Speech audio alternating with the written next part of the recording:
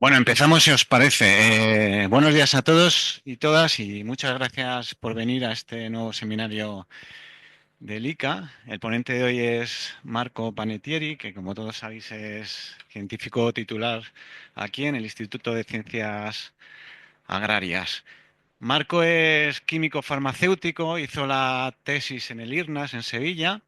Después de hacer la tesis estuvo haciendo una estancia postdoctoral larga en Francia durante más de 3 años, primero en el INRA con una Marie Curie, luego estuvo en la Universidad de Borgoña, entre medias estuvo también trabajando en una startup como director del Departamento de Investigación y Desarrollo.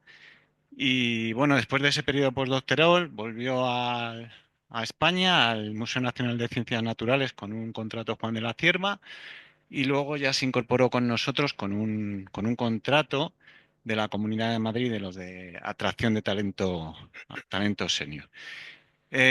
Bueno, la actividad científica de Marco sobre todo se ha centrado en la materia orgánica del suelo, en entender la dinámica de la materia orgánica del suelo y la composición molecular, sobre todo, cómo afectan las prácticas agrícolas y los factores de cambio global a esa materia orgánica y las repercusiones que tienen esos efectos en los servicios ecosistémicos que presta el suelo. Y sobre todo, pues Marco es experto y bueno, en sus estudios utiliza metodologías avanzadas como la resonancia magnética nuclear y también métodos isotópicos. Y bueno, cuando se incorporó al ICA, pues Marco incorporó una línea bastante novedosa y, en mi opinión, muy importante por temas de sostenibilidad, de la importancia para las ciudades, que es la agricultura urbana, que es de lo que nos va a hablar hoy. Veo ahí Madrid Roof, que fue el proyecto con el que empezó a desarrollar la línea, que ha sido un proyecto que yo creo que ha sido tremendamente fructífero en términos, no solo en cuanto a producción de conocimiento y científico, sino de transferencia, porque ha dado muchas charlas y ha habido y de transferencia a la sociedad y también de formación. Así que cuando quieran. Bueno, muchas gracias César por la introducción. Yo tenía preparado una diapositiva de mi carrera, pero no para hablar de éxitos, porque es fácil hablar de éxito, también hablar de fracasos y de las veces que vamos tropezando a lo largo de nuestra evolución. Pues yo vengo de Calabria, que si no la conocéis es esa región aquí, pequeñita, donde estudié química farmacéutica. Empecé haciendo polímeros para cosas farmacéuticas. Ahí tenéis la palabra clave de cada fase. Estuve haciendo síntesis de polímeros, medirlo luego con HPLC, con ICP, con infrarrojo. Eh, Tardé más de la cuenta en la carrera, si os dais cuenta, o sea, que eso también hay que decirlo. De allí, pues si no tuve dinero para irme de Erasmus, entonces pues esperé un Erasmus Plus, que en esa época se llamaba Leonardo da Vinci. Empecé mis prácticas en el IRNAS en 2008. Me dijeron, oye, necesitamos a alguien para hacer química de suelo y biología de suelo. ¿Tú sabes de química y biología? Pues para adentro. Y me dieron una beca Predoc, que se extinguieron justo el año después que entré yo, hasta hace poquito que se han vuelto a retomar. Eh, Leí la tesis más o menos bien, unos meses más tarde que terminé mi beca, 2014, un año regulinchi, porque no había dinero para nada. Entonces me costó mucho encontrar postdoc, estuve haciendo algunos visiting research aquí y para allá, entre ellos en el INRA, donde eh, por fin saqué una Marie Curie cofinanciada, porque la normal estuve 3 veces reserva, 2 veces con la nota de corte. Es decir, que a veces, pues, aunque los proyectos sean interesantes, pues la suerte influye. Pues en el IRNAS estuve trabajando sobre laboreo, sobre actividades enzimáticas, sobre resonancia magnética, y en general agricultura de conservación en fincas de secano. Aquí, sin embargo, pues metí un poco la parte de isotopía estable de agregados, que ya había trabajado un poco en Sevilla, y en los agroecosistemas, pradera y cultivo. Me lo pasé también en mi Marie Curie, que dejé la ciencia durante 6 meses por decisión propia y me fui a la empresa. Y me lo pasé también en la empresa, que a los 6 meses me fui de la empresa. O sea que entonces, cuando la gente dice estoy harto de la ciencia, pues voy a la empresa, elegid bien las empresas, que no siempre son lo que se vende. Pero vamos, yo en verdad me lo pasé bien haciendo la parte de agricultura urbana en París, que era un poco lo que estaba muy de moda en ese momento. Estábamos nosotros recuperando pozos de café para hacer champiñones, Pleurotus ostreatus, que vendíamos al por mayor en los mercados, etcétera. También hacíamos las cajitas esas que se riegan en casa y salen los champiñones, que estaba muy bien. Y aparte teníamos muchos proyectos para reutilizar ese sustrato de champiñón para agricultura urbana. A los 6 meses me rescataron en la ciencia, estuve de postdoc en la Universidad de Borgoña, también un poco la parte de isotopía estable, pero sobre todo análisis de datos, que es como, yo tampoco es que sea el mejor en la estadística, pero tuve que aprender.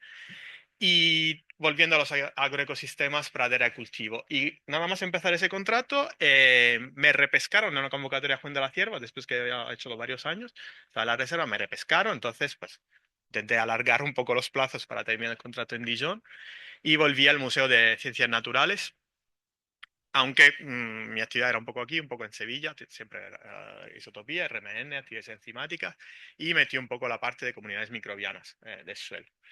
Y después de esto, pues llego a lo que se ha transformado en mi casa los últimos 5 años, en el ICA, con el proyecto de atracción de talento a la Comunidad de Madrid, que era el mismo proyecto que no entraba en la Marie Curie, pues entró aquí. Entonces, pues hace falta intentar todo lo que se pueda hasta conseguirlo. Y nada, el proyecto, la verdad que ha sido todo un éxito. A mí personalmente no me gusta hablar en público, menos delante de vosotros, porque ya os digo que de forma inesperada he llegado aquí, estoy muy a gusto, entonces quiero hacerlo lo mejor posible. Y entonces, pues voy a hacer un poco la presentación al revés, primero las gracias a las personas que han permitido que ese proyecto funcionara muy bien. Iba a poner las fotos de todos, pero no me cabía en la diapositiva. Entonces, bueno, si os veis en esta lista, no os enfadéis, Miguel, que te veo por ahí, pero bueno, que he puesto solo a la gente que ha estado vinculada de forma contractual con el proyecto o de alguna manera. No está César, no está Juan Carlos, no está Iria, que su marido dice el logo, que es muy bonito. Eh, un agradecimiento muy grande a Héctor, porque este verano de pandemia, en agosto, montando el tejado, se ha pegado una pecha de currar impresionante. A Giuseppe, que le habéis visto aquí salir a las 10 de la noche para dar los tratamientos fitosanitarios en los tejados, y a todo el mundo que todavía sigue por aquí. Y también agradecer, bueno, a la Comunidad de Madrid por la primera financiación y también a la convocatoria de consolidación investigadora, que es la que está ahora financiando la renovación del cultivo. Y pues, ¿qué más? También se me olvidó mencionar a Víctor, que era una persona de mantenimiento que estuvo por aquí, que nos dio la idea de hacer palet sobre palet, que es un poco el diseño del tejado. Y nada, casualidad de la vida, pues el proyecto está por aquí en marcha y vamos a continuar con él. ¿Y cómo llego yo a pedir un proyecto de agricultura urbana? ¿Cuál es el contexto en el que se desarrolla la actividad? Pues actualmente el 55% de la población global vive en zonas urbanas y periurbanas. Se estima que para 2050 esto suba al 66%. Concretamente, Europa ya está más adelantada, el 72% vive en núcleos urbanos y España es el tercer país europeo con más población en los núcleos urbanos. Cuando hablamos de España vaciada, pues eso quiere decir que se concentra mucho más la población en las ciudades. ¿Esto qué quiere decir? Que la urbanización implica que esté desacoplada la parte de la producción en campo con la parte de consumo en las ciudades. Para una ciudad de 10 millones de habitantes, que es Madrid y un poquito más, se necesitan 6.000 toneladas diarias y a escala global esas 6.000 toneladas viajan una media de 1.600 kilómetros para llegar a nuestras ciudades. ¿Eso qué quiere decir? Que en un sitio a 1.600 kilómetros de media de distancia estamos empobreciendo los recursos del suelo, micronutrientes, macronutrientes, etcétera, para acumular residuos en ciudades. Entonces, ¿qué hacemos con esos residuos? Hay que intentar que esos residuos se vuelvan a transformar en recurso, ¿no? Valorización de residuos, etcétera, para que esto pueda volver al suelo que ha generado esos nutrientes, pero transportar basura logísticamente es poco económico y muy complicado. Reducir las cadenas, o sea, que se produzca de forma más local y sobre todo esos residuos que ya los tenemos aquí, ¿por qué no los volvemos a utilizar en las ciudades para mejorar lo que es la sostenibilidad, el desarrollo de las infraestructuras verdes en las ciudades? Concretamente, la agricultura urbana, donde se implementa y a escala global, proporciona entre el 1 y el 5% de las necesidades de hortalizas de la población. Hay un número que se llama el porcentaje de área urbana necesario para abastecer la totalidad de la demanda de hortalizas de las ciudades, que en el caso de España, que está aquí, está alrededor del 40%. Es decir, si dedicáramos el 40% de la superficie de Madrid a producir hortalizas, pues llegaríamos a dar hortalizas a toda Madrid. En Italia, si os fijáis, es algo menos, probablemente porque se come más pasta y entonces necesitan menos hortalizas. No lo sé, no tengo una explicación. Pero vamos, son umbrales muy grandes, entonces probablemente está mucho más cerca de lo que parece, ¿no? Por el tema de la dieta mediterránea. Entonces, bueno, destinar el 40% de la superficie urbana de Madrid a hortalizas parece irreal. Eh, Actualmente en Madrid hay más de 40 huertos urbanos comunitarios que gestiona directamente el ayuntamiento. Se van a implementar huertos interbloques. La zona interbloque es una tierra de nadie, ¿no? No es del ayuntamiento, no es de las comunidades. Si hay problema de gestión, nadie se hace cargo. Ahora parece que se pueden implementar huertos ahí desde hace poco. Hay más de 300 huertos en colegio, en centros de mayores. Entonces, claro, si esto puede tener alguna finalidad productiva, los huertos en colegio y en centros de mayores son más de tipo social, para interacción, para didáctico, etcétera. Ahora, el ayuntamiento ha identificado 80 parcelas para proyectos empresariales de agricultura urbana. Se han licitado solo 5. No os voy a decir qué problema hay. Luego hay una diapositiva que no voy a entrar en detalle, pero bueno, ya vais a entender por qué. Y aquí no he contado todas las iniciativas privadas, porque hay gente que tiene parcelas que alquila para que la gente pueda tener su pequeño huerto, ¿vale? Entonces, claro, pero eso está muy lejos del 40%.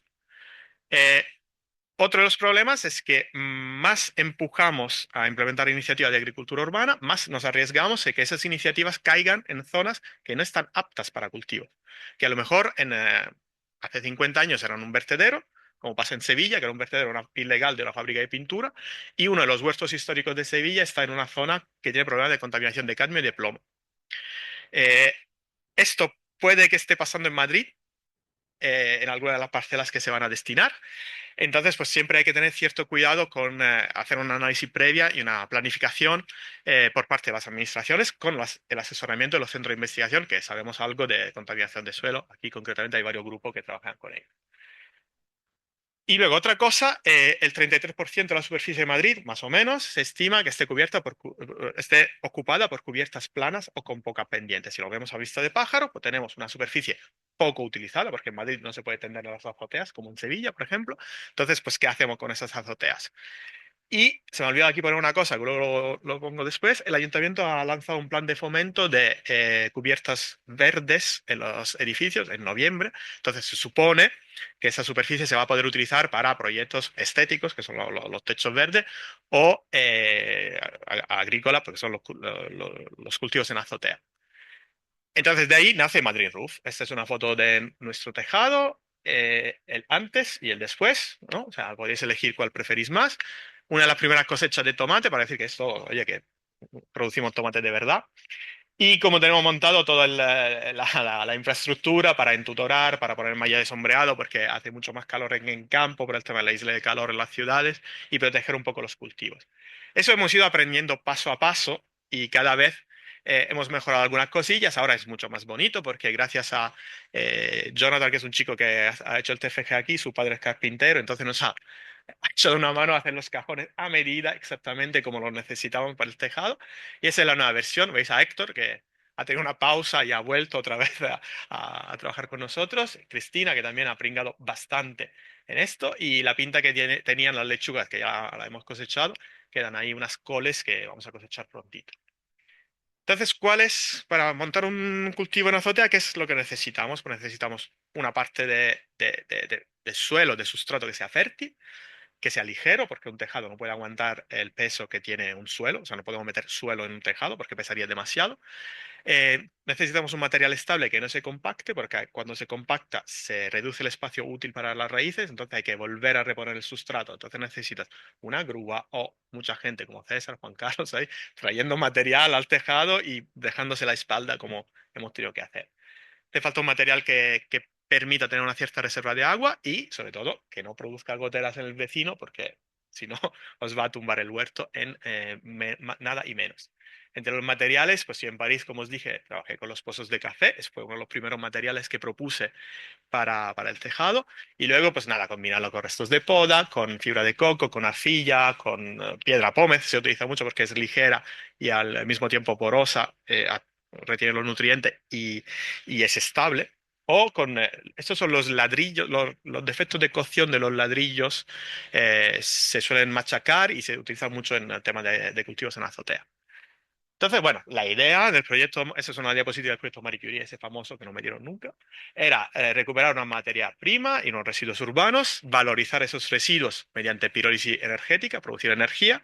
De esa producción energética se queda la fase que es el biochar, ¿no? El biocarbono, es un residuo que puede utilizarse en agricultura. Si se optimiza la producción energética, el biochar que sale no vale para agricultura, pero eso no lo vamos a decir muy fuerte. O valorizar esos residuos mediante compostaje. Una vez que tenemos el biochar y el compost, los mezclamos para hacer sustrato en techo verde. Eso nos aumenta la biodiversidad en las ciudades y otros servicios ecosistémicos. Creamos lo que es un ecosistema, un agroecosistema urbano. Producimos eh, eh, hortalizas que van a la ciudad, generamos residuos y lo metemos otra vez en el ciclo. Pues muy bien. ¿Qué materia prima utilizamos? Pozos de café. Fecha de comienzo del proyecto 1 de abril de 2020, en pleno confinamiento. ¿Dónde encuentro yo pozos de café? La cafetería está cerrada. En la máquina no, había muy poca gente aquí, se tardaba mucho en llenar. Entonces, llorándole a Gustavo, el de la máquina de café, para que nos dejara los sacos para esto.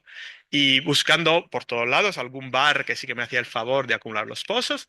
Llegué a llamar a distribuidoras de café diciéndole, oye, ¿no tenéis pozos de café? Y todo, las dos que están más o menos, Candelas es gallega, pero tiene como un departamento aquí en Madrid, me decían, pozos no tenemos, pero tenemos un montón de cascarilla de café, ¿por qué no utilizas esto? Y yo, ¿eso qué es? Pues la cascarilla de café es el tegumento que recubre el grano de café que se desprende durante el tueste. Es un material muy ligero, entonces vuela por todos lados, le fastidia mucho a las empresas de tueste y distribución de café porque no saben qué hacer con él. Tiene una alta capacidad de retener agua y claro, después del tueste es un material estéril que siempre sale de la misma manera. Y esto para la gestión de residuos es fundamental, que el material sea siempre igual.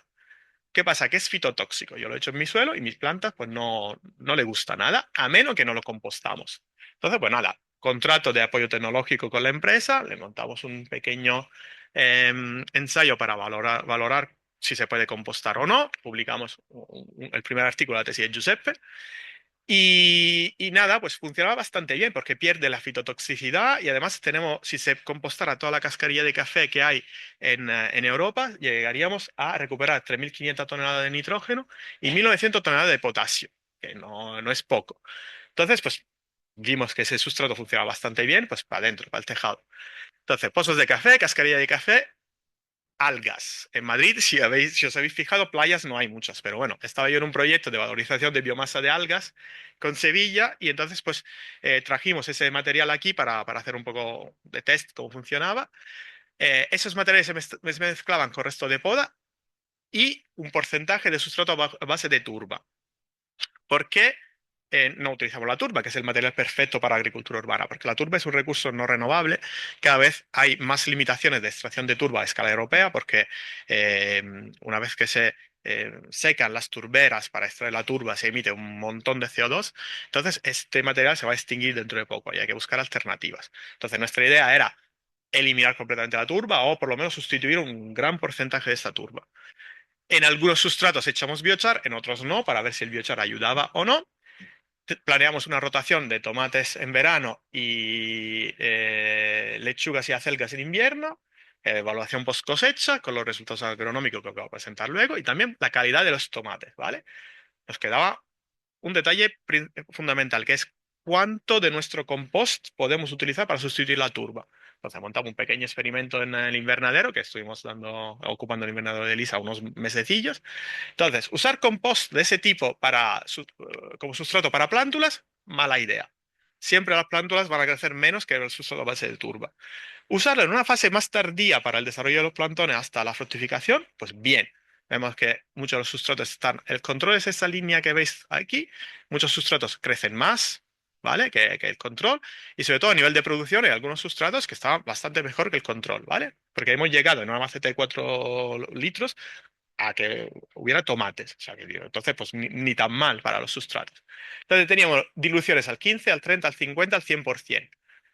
Hombre, a 100% funciona, pero Giuseppe necesitaba terminar la tesis. Entonces, como no fuimos tan optimistas como de poner un tratamiento al 75%, elegimos el 50% para asegurar.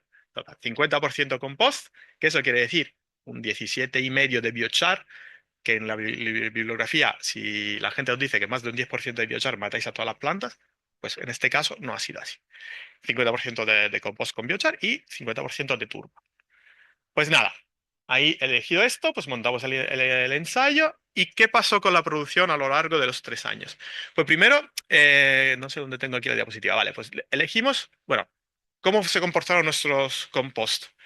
El pH, a pesar de que el biochar es un material muy básico y la cascarilla un material muy ácido, pues no estaba ni tan mal. La conductividad eléctrica no presenta problema de salinidad ni para las algas, que vienen con su arena y su sal. La densidad aparente óptima, o sea, es decir, tenemos volumen, no tenemos peso, retiene bastante agua, mucho nitrógeno, como en todos los compost al principio, que va bajando al primer año y se mantiene por encima de los umbrales que dicen óptimos para el cultivo hasta el tercer año. Sin embargo, para el fósforo sí que vamos por debajo de los umbrales y para el potasio tenemos una dinámica de potasio disponible un poco de, a lo mejor, precipitación y tal, no hemos investigado mucho, pero bueno, vemos una pérdida de nutrientes a lo largo de los 3 años. Durante los 3 años no se ha fertilizado en absoluto los compost. No hemos hecho ningún plan de fertilización. Entonces, pues mira, hemos llegado a cosechar a lo largo de 3 años sin fertilizar. Eso importante porque, bueno, en un momento dado se puede elegir, pues, reponer sustrato, fertilizar con otras cosas, etcétera. ¿Hemos tenido tomates o no hemos tenido tomates? Nosotros decidimos utilizar una variedad local de limidra que podéis comprar en Alcampo concretamente y en otro supermercado que ahora no me acuerdo. Así, y el limidra nos cedía los datos de la misma variedad en campo, porque es importante saber a qué nivel estamos. Producimos más, menos, mejor, peor. Entonces, primer año, pues estupendo. Más que el limidra, en ese sustrato concretamente. Luego vais viendo que o sea, la turba, el tercer año, no, las plántulas fueron atacadas por la alternaria, que es uno de los problemas que hemos tenido, y no dieron ninguna producción. El sustrato controla la base de turba. Y los otros sustratos, veis que el primer año siempre un poquito más que los otros dos. Entonces, ¿qué quiere decir? ¿Que esa pérdida de nutrientes nos afectó?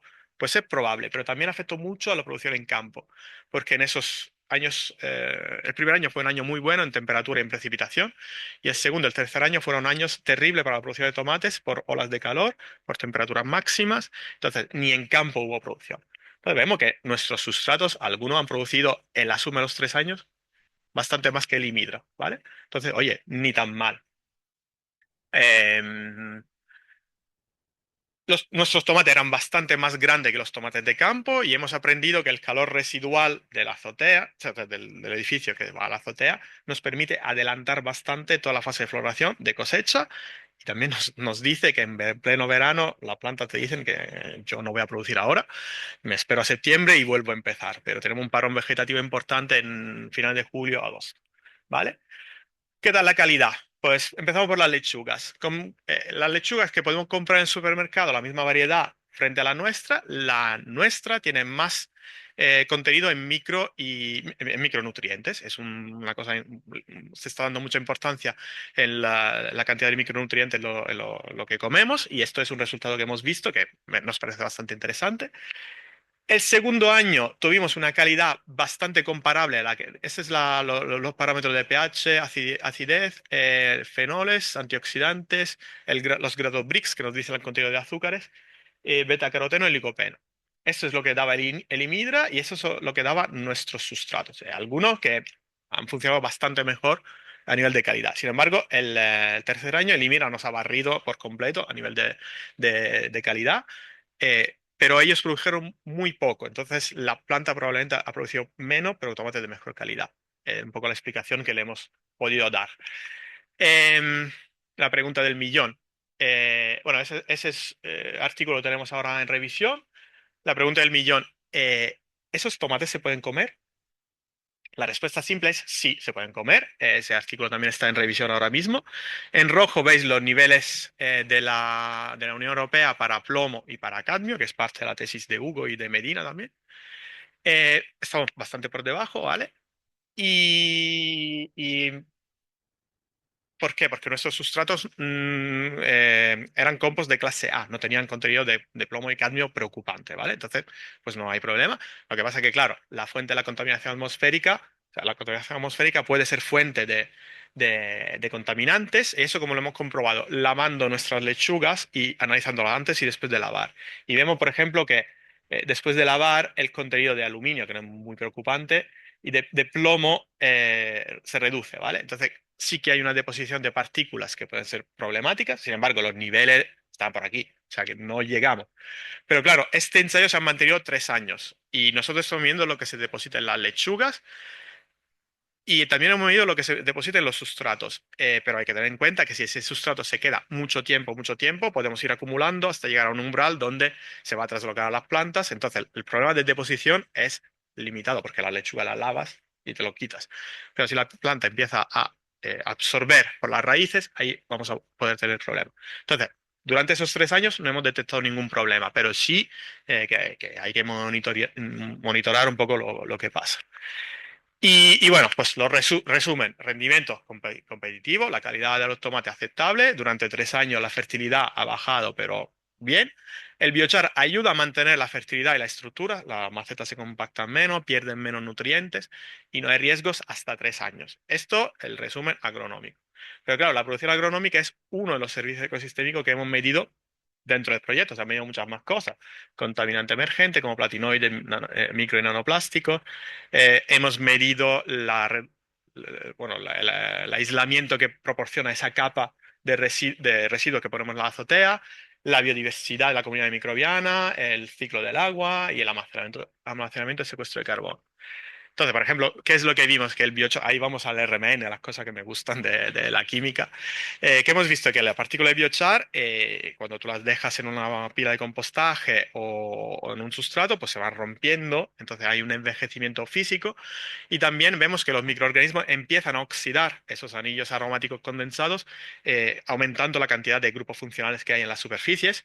Y también puede que dentro de, o sea, cuando se rompe la partícula se exponen unos poros que antes no estaban accesibles y también dentro de esos poros se va depositando una capa de materia orgánica que es lo que va a hacer cambiar las interacciones que tiene ese biochar con el agua, ¿vale? Entonces se supone que a más envejecido está el biochar, pues puede proporcionar una retención de agua mayor. Y eso es muy importante porque, claro, estamos regando con el agua del canal de Isabel. No es exactamente un agua barata ni probablemente apta para la agricultura. Entonces, ahorrar un poquillo sobre esto es bastante importante. Y esto lo medimos en colaboración con el Instituto de Química Orgánica aquí y con la Universidad de Gustav Eiffel de Nantes. Y nada, eso publicamos en 2022. Esto, Miguel os contará próximamente en un seminario mejor que yo, porque son la comunidad microbiana dentro de nuestros sustratos. Lo que hemos visto es que las propiedades de sustratos influyen sobre los rendimientos, obviamente, y también sobre las comunidades microbianas, y que podemos asociar alguna de esas comunidades con una mejora de las cosechas, por decir algo, ¿vale? Está actualmente en revisión también, y bueno, ya te digo que no es mi campo de expertise, bueno, de hecho ningún campo es de mi expertise, pero bueno, Miguel, no te vas a escapar de los seminarios del ICA, ya te lo he comunicado. Eh, Cuando empezamos a utilizar las algas, vimos uno de los problemas globales, que es la cantidad de plásticos, de partículas de plástico que tenían ese residuo de algas. Entonces nos preguntamos, oye, las algas son carbono. Cuando nosotros medimos carbono orgánico, pues igual esos plásticos nos van a dar una señal de carbono orgánico. Entonces, con Yuri, que es ese investigador holandés que veis algunas veces por aquí, que es un experto de pirólisis analítica, estuvimos analizando las muestras para detectar qué señal venía del carbono, de la materia orgánica de los sustratos y qué señal venía de una contaminación que le metimos nosotros de 5 polímeros plásticos a la vez. Y vimos que sí, que efectivamente esto puede contribuir y sobre todo hicimos un primer paso para marcar los límites de detección de los micro y nanoplásticos utilizando la pirólisis analítica. Eso es importante porque actualmente no hay un método certero para medir la concentración de microplástico en matrices complejas, en suelos, en plantas o en turba o lo que sea. Entonces, ¿qué quiere decir? Que estamos contando partículas por volumen y que la partícula tiene un límite de detección que es de la microscopía. Entonces, los nanoplásticos concretamente es prácticamente imposible detectarlos con otro método que no sea el de pirólisis analítica. Y eso también es un dolor de cabeza enorme, porque muchos de los picos de los plásticos se solapan con los picos de la materia orgánica.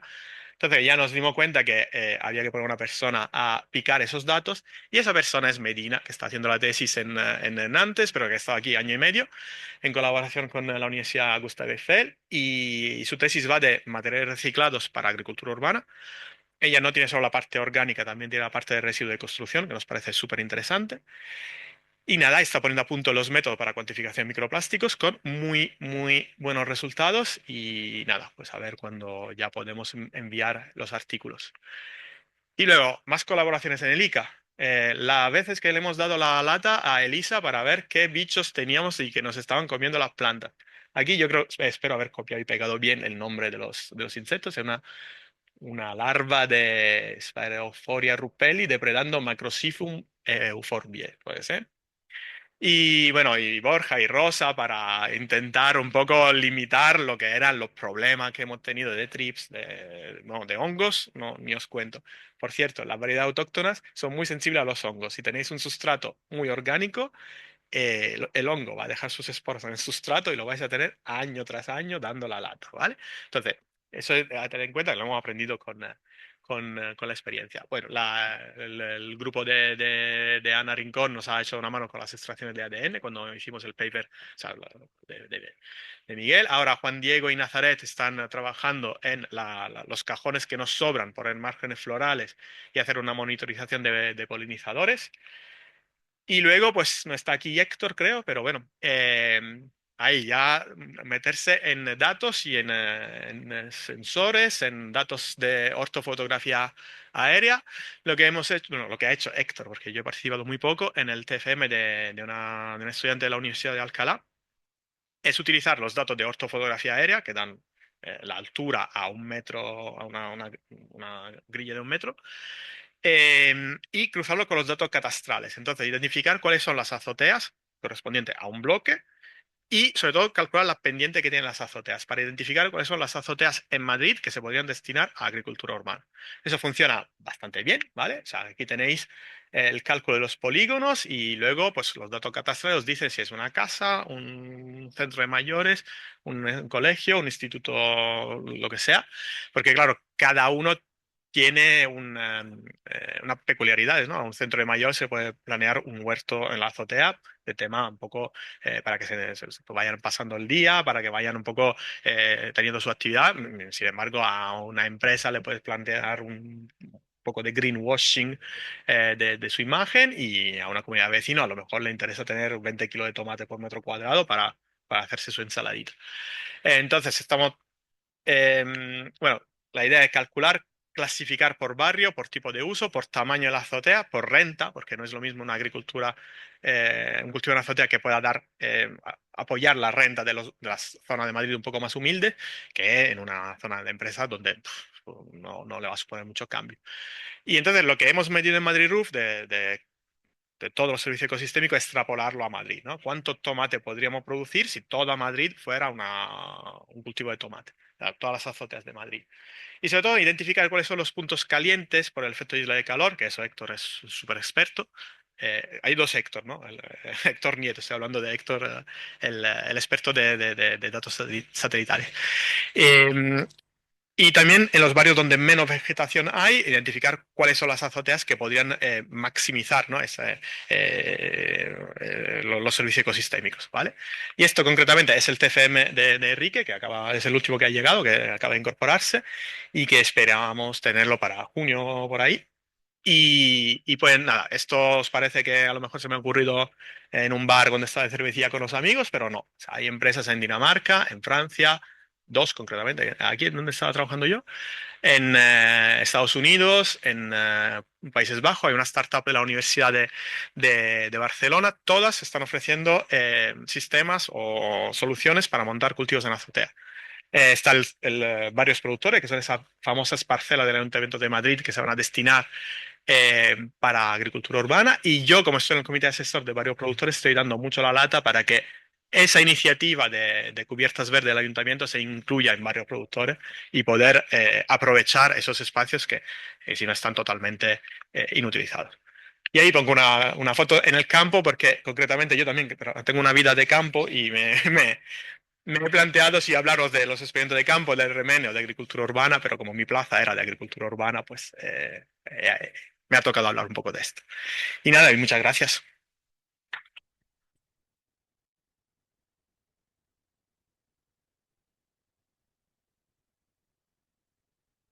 Muchas gracias, Marco, por la excelente presentación, que yo, como decía, yo sabía que había sido un proyecto, estaba siendo un proyecto y una línea muy fructífera, pero yo creo que ha quedado claro y lo has sabido resumir y la verdad es que impresiona todo lo que está produciendo este proyecto. Bueno, ya no sé si no es un proyecto, ya son muchos proyectos y una línea que se está desarrollando. ¿Alguna pregunta?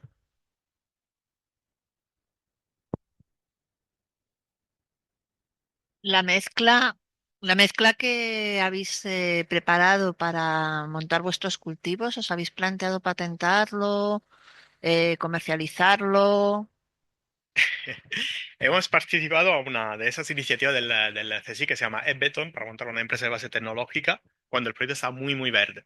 Fuimos ahí con Asier y con Giuseppe a pasar un buen día. La verdad que porque nos mentorizaba un señor, era muy buena gente, nos explicó cómo tener el, eh, el business plan, el plan de negocio. Tenemos el business plan ya montado y todo lo que pues, se podría hacer. Ahora, yo soy científico, a mí me gusta más la ciencia que las empresas. He trabajado en empresa y no me siento, bueno, primero que no tengo tiempo y segundo, no sé que hay mucho potencial. Ahora, patentar un compost yo creo que va a ser muy complicado. Pero bueno, se podría trabajar ahora que venga alguien y yo le asesoro a parte científica y que lo haga. Pero yo no es una parte de la actividad investigadora que sé cómo, o sea, es que no sé hacerlo, básicamente. O sea, no, y a mí si de una cosa no me interesa mucho, tampoco pongo mucho esfuerzo. Pero vamos, que eso está y cualquier persona que pueda echar una mano con esto, pues adelante. Los datos, tanto los datos, los materiales, lo que sea, las ideas, están allí.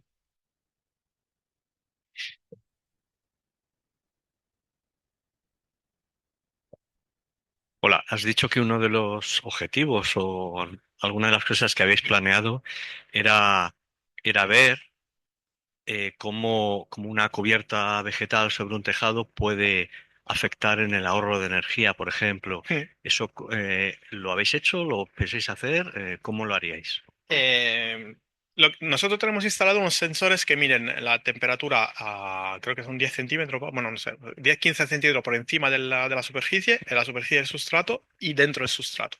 Entonces, simplemente con el delta de temperatura que tenemos entre arriba y abajo, y tenemos una estación meteo que mide la temperatura por encima de las plantas, por decir algo. Entonces, con esos datos de temperatura se puede calcular lo que estás un poco aislando, ¿no?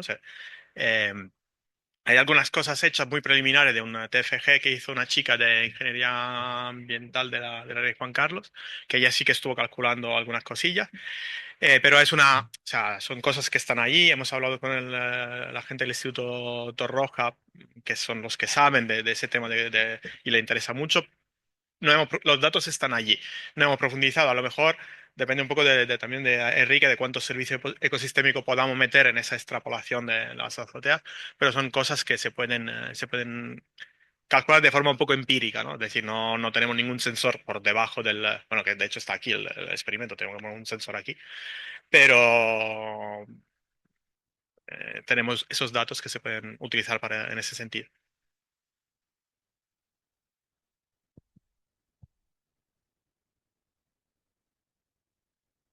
Bueno, enhorabuena por la presentación, a mí también me ha gustado mucho.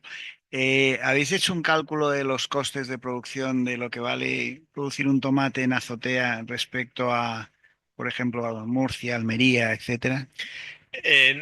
Concretamente no, pero yo creo que o sea, producir el compost en verdad, tenemos las compostadoras aquí y no es una actividad que requiera demasiado coste frente a traer sustrato de turba de donde todavía se puede extraer turbo. El coste principal creo que es el agua, ¿no? El agua que utilizamos aquí en el tejado es muchísimo más cara de lo que se puede utilizar en un campo, primero porque es de mejor calidad para uso humano, entonces todo esto sabemos que conlleva varias cosas. Por eso, una de las partes importantes también, nosotros recogemos los lixiviados, entonces podemos hacer un poco un balance del agua que entra versus el agua que perdemos para elegir los sustratos que, que más retienen el agua y que el agua esté a disposición de las plantas y no se evapore rápidamente. Y luego, pues nada, por ejemplo, la diapositiva que he presentado antes, la finca, el cultivo en azotea en Holanda, tiene un sistema de recuperación de agua de lluvia. Esto es muy fácil en construcción nueva, implementarlo. Hacer un retrofitting sobre edificios un poco más viejos es más complicado. Yo creo que el primer el coste más importante es el coste del agua, ¿no? En las ciudades es un poquito más complicado.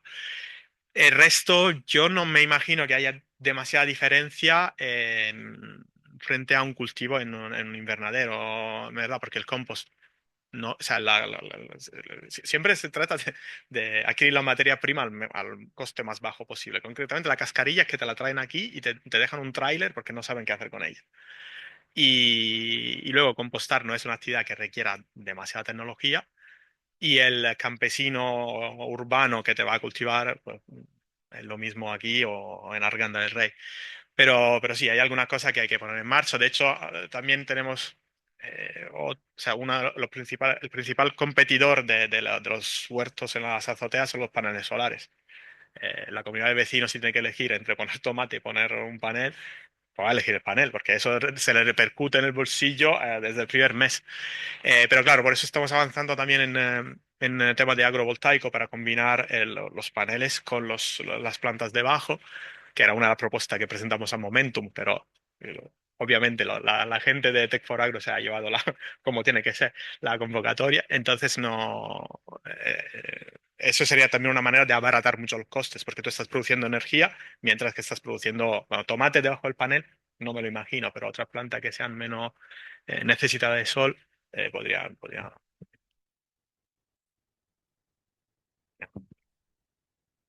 No te veo. Hola, que hablabas antes de la problemática que había con la turba y todo esto, y yo quería saber si os habíais planteado utilizar pues directamente otra cosa, ya viendo que la turba, o sea, que el sin turba no funcionaba, pues utilizar fibra de coco o alguna cosa así para esto, y si lo habíais hecho, pues que habíais obtenido. Yo he estado un poco barajando varios materiales. También hay que tener en cuenta que esto era un proyecto que tenía que salir sí o sí, porque era mi primer proyecto de IP y la tesis de Giuseppe. Entonces no podíamos arriesgarnos a que para ser muy, muy, muy sostenibles no tuviéramos resultados. Sinceramente, eso te lo digo muy sinceramente. Yo no he visto mucho cocotero por aquí tampoco. Entonces la fibra de coco, sí, me parece un material estupendo. Pero claro, tampoco me soluciona mucho el tema de la sostenibilidad. Ahora, en la tesis de Medina hemos reducido aún más la cantidad de turba y hemos metido residuos de construcción. Que eso tiene problemas de contaminación, etcétera, etcétera. Eso es verdad, pero en París, por ejemplo, utilizaban restos de ladrillos, pero que no. O sea, como son los defectos de cocción, cuando cueces un ladrillo, a veces el horno no alcanza la temperatura, entonces no tiene la estabilidad necesaria. Y eso lo fragmentan y la tierra de Roland Garros está hecha con más o menos así. Y ellos utilizaban esas partículas que son arcilla al final como estructurante dentro de los sustratos. Yo he intentado solventarlo con el biochar, pero sí, bien, pero no es probablemente el material ideal. Entonces Medina le ha metido esta parte de reciclaje de residuos de construcción que puede ser interesante. Pero claro, el peso, la contaminación son un poco los dos problemas que se pueden generar. ¿Alguna pregunta más? Pero ¿cómo se hace eso? Bueno, pues nada, Marco, yo creo Espera, que que... hay una pregunta. Teniendo Ah, en cuenta la disposición del cultivo en tejado hipotéticamente alejado de fuentes potenciales de inúculo, ¿cuál es el perfil de patógeno hongo que os habéis encontrado? ¿Son especies de patógeno típicamente asociadas con los huéspedes vegetales que cultiváis? Pues concretamente Patógenos hemos tenido a nivel de insectos unos pocos, pero la verdad que no nos han causado grandes problemas, o sea, porque hemos intervenido bastante pronto, sobre todo algún pulgón y araña roja hemos tenido un año que sí que eso sí que ha sido, pero ya era final del cultivo con la planta muy agotada. Y lo que hemos tenido mucho es alternaria y la combinación entre una variedad autóctona que resiste poco a la alternaria y el sustrato de cultivo que mantiene esas esporas de la alternaria año tras año y sobre todo hacer monocultivo año tras año siempre lo mismo, nos ha creado varios problemas. Entonces, bueno, ¿cómo se soluciona? Pues poniendo fungicida, que no es una solución muy ecológica ni nada de eso, pero probablemente habría que cambiar la variedad y cambiar también un poco las rotaciones para evitar que una vez que te entre la plaga, pues te vaya estableciendo ahí durante años y años.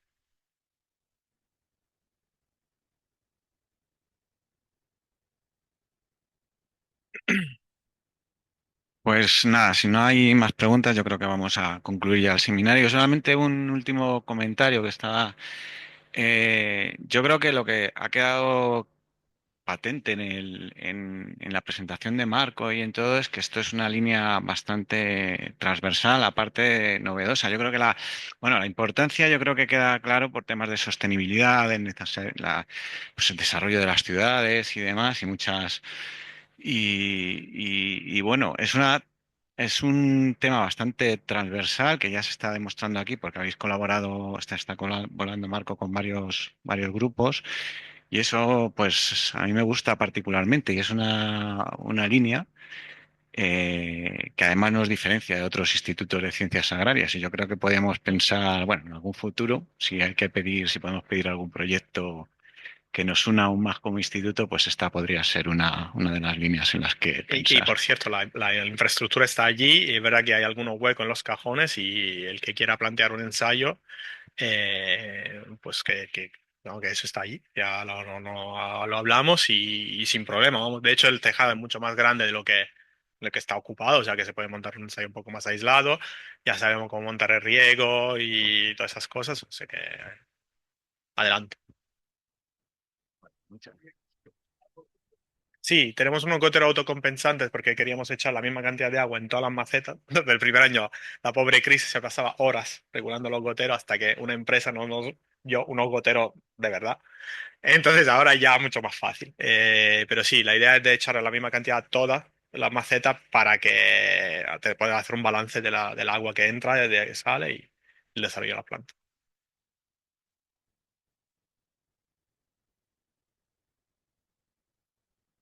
Hombre, es que la hipermedicación, aquí no hemos, o sea, eso no, como nosotros estamos levantados, no está apoyado directamente en la azotea, creo que no causamos ningún problema. Pero sí es verdad que no, venden unas membranas hechas para instalaciones más extensivas, hay como unas membranas que son un poco corrugadas, que hacen un poco de reserva de agua, y es como una tela asfáltica, pero que tenga un poquito de reserva para que las raíces puedan meterse. O sea, todas esas empresas que venden soluciones para cultivos en azotea tienen unos materiales que son fantásticos. Ahora, que nosotros podamos adaptarlo, pues no, porque si necesitas recoger los lixiviados, necesitas levantar, hacer un agujero, etcétera, etcétera. Pero si necesitáis contactos para montarlo en vuestras azoteas, yo tengo toda la lista de colaboradores. Otra preguntilla por ahí.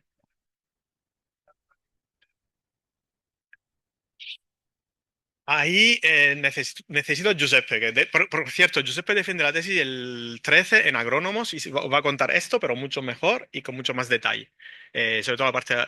Hemos hecho los cálculos, ahora no te lo sé decir. Igual si te veo mañana te lo digo. Creo que el tema de la evapotranspiración en la ciudad es bastante intenso, sobre todo en los meses de verano, cuando aquí puede haber 5 grados más que en Arganda. Eh, entonces me imagino que hay que regar un poquillo más. Ah, igual, porque también tenemos una. Es que claro, no puedes comparar porque ahí tienes suelo. Y aquí nosotros hemos tenido un control de suelo, pero un suelo en una maceta no funciona bien, porque se expande, crea canales preferenciales.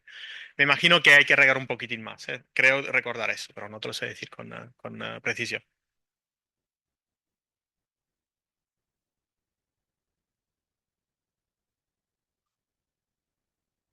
este año. Enrique, te va a tocar ahora dentro de un ratito. Creo que vamos a pasar. Estamos entre. Que la berenjena es de la misma familia, es una solanácea también. Entonces la alternaria le va a afectar igual. Entonces íbamos a ir probablemente a pimiento o a calabacín. Estamos decidiendo con Giuseppe que la semana que viene nos tiene que dar la respuesta de qué quiere plantar. Aunque no está aquí, está en nuestros corazones.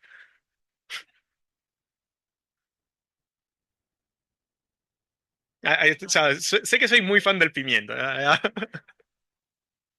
Ya, vale. Esos son los tipos, los consejos que necesitamos para tomar esa decisión. Bueno, muchas gracias. Pues muchas gracias, Marco. Ya sé que concluimos. Nos vemos en el próximo.